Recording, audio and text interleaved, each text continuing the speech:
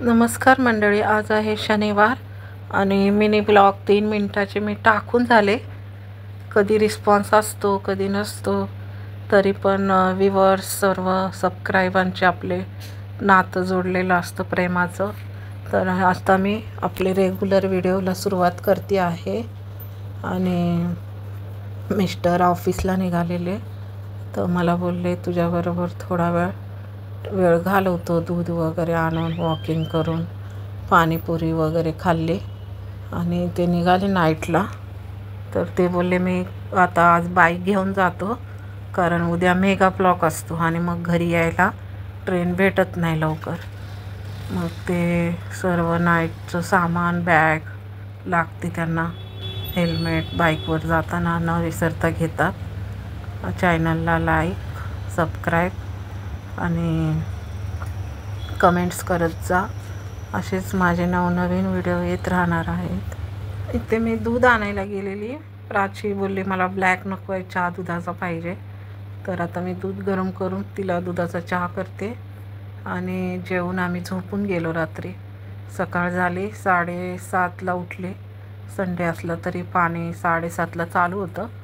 मग सर्व बिछाना काढून घेतला, झाडू वगैरे मारून घेतला. तब्येत माझी बरी नाही आहे, पण मी जे आपलं रेग्युलर ठरलेलं काम आहे ते करत असते. तर आंघोळीच्या अगोदर हे सगळं करून घेते आणि मग मला निवांत व्हायला होतं आंघोळी झाल्यावरती. तर भांडे पण मिस्टरांनी घासले होते थोडेसे, रात्री ऑफिसला जाण्याच्या अगोदरच घासलेले. ज्यांनी मिनी व्लॉग पाहिला नसेल त्यांनी जरूर बघा कालचा, तरच आजचा कळेल तुम्हाला काय झालं आहे. मग थोडेसेच होते, पण तरी आपल्याला बसवत नाही ना. किटली वगैरे छान पुसून घेतली, तेलकट. पुन्हा सगळं किचन संपूर्ण घासून घेतला. आपल्या करण्यात आणि पुरुषांच्या करण्यात थोडा खूप फरक पडतो.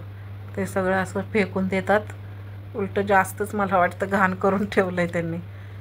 ते सगळं साफ करत होते. पोटात एक असं कधी वागायचं नसतं. आपण जसे आहोत तसेच बाहेर दिसायचं असतं. वाईट असलं तरी स्पष्ट मत मांडायचं असतं. दिसायला भरदस्त असणं हे आपल्या हातात नसतं. विचारांनी भारदस्त असणं हेच आपल्या हातात असतं. खरं वागणं, विचारांची परिपक्वता हेच चांगल्या व्यक्तिमत्वाचं लक्षण असतं. तर कसा वाटला मला तुम्हाला आजचा विचार? तर मी जसं आहे तसंच तुम्हाला दाखवते. मी काही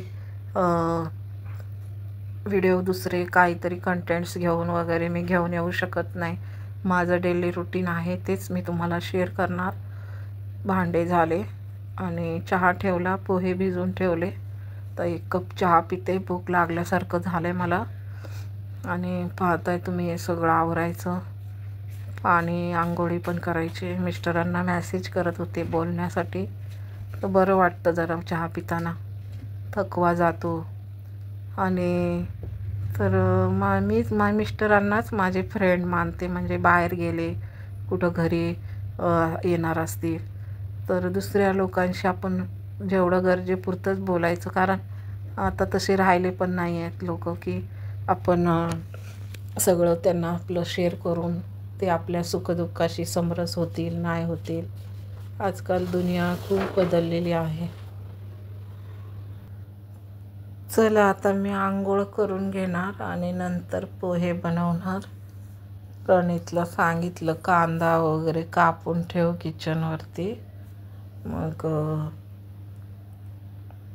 उठलेले सगळे मुलं वगैरे आंघोळीला गेले. इथे बघा मस्त आपला पाया रस्सा तयार झालाय. भाकरी, मिस्टर पण आलेले आहेत. आपण दरवाजा उघडूया.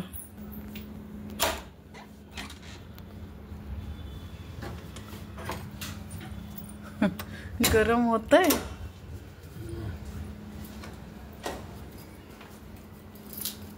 त्यांना बोललेली मी काही करणार नाही, पण आपल्याला बसवत नाही. पाया सूप आणि भाकरी चुरून खाणार आम्ही. करायचे तर धन्यवाद. आता जेवणार आम्ही.